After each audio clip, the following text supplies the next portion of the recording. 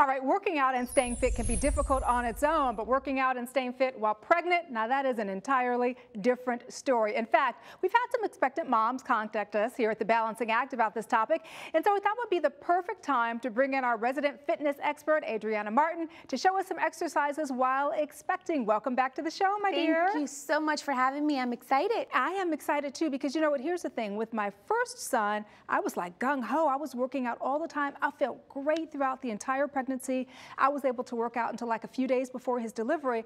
But after each child, it got harder and harder. Is that normal? It is normal, and it has a lot to do with the fact that you already take care of a child, and then all of the energy that you have left, it's given to your baby, right? No matter how old that baby is, right? And then you feel like you don't have the energy anymore, you know? But the key is this: before you start exercising while pregnant, you need to get medical clearance from your doctor. So if you go to your doctor and your doctor says you're fine, then you have to find a time to at least go for a walk, because it's so important and it's so beneficial for the labor and delivery afterwards. So what are we gonna do today as you hold your belly there?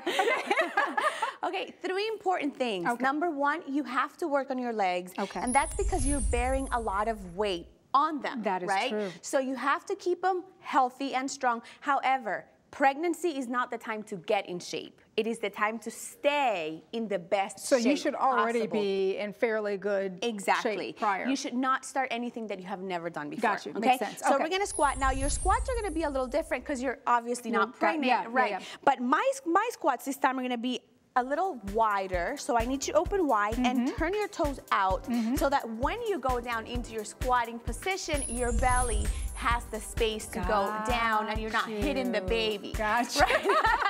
Now I'm gonna keep you in that position just for a few seconds so that I can show something here. Now it is important that you put your knees back so that your knees stay behind your toes. You understand? Yes, I do. And this is a safety issue, and then you push your butt back. And I feel that with no belly.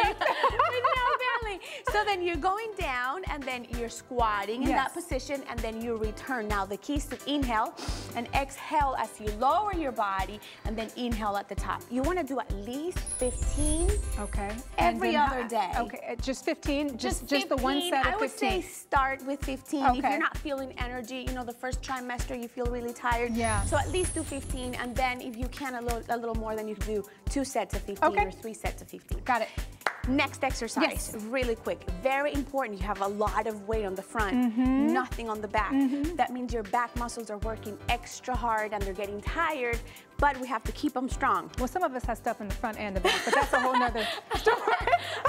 But you know, in 9 months, there's a lot happening all in here. So I'm gonna ask you to get into a mild squat position. So you keep your knees behind your toes, and then you bring your arm forward, and you're gonna roll the dumbbell towards your waist and return. So you inhale and exhale as you row, and what you're doing right here is that you're activating all of your back muscles, and that's what's gonna keep you strong so that you can hold the belly. And if you have a stronger back, you don't need to be walking like this. Right. That is true.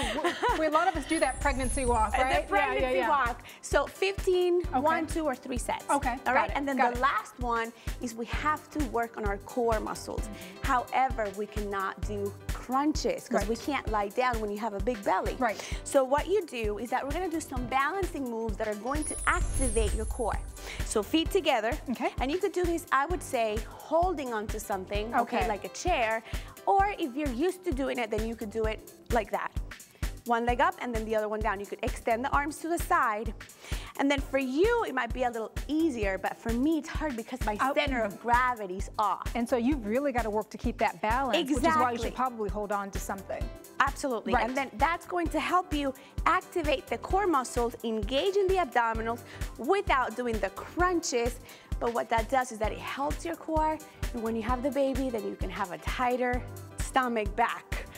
That is such a great point, because I have 3 kids, and after every one, it got harder and harder to get that belly back. Right. It's not easy. It's not easy. So we have to stay in shape while pregnancy so that we can get back in shape after. All right. Well, good advice, Adriana Martin. Always a pleasure having you here with us on The Balancing Act. Thank you so much. And if you have questions for Adriana or want additional exercise tips that you want to use yourself, you can visit her website at adrianamartin.com.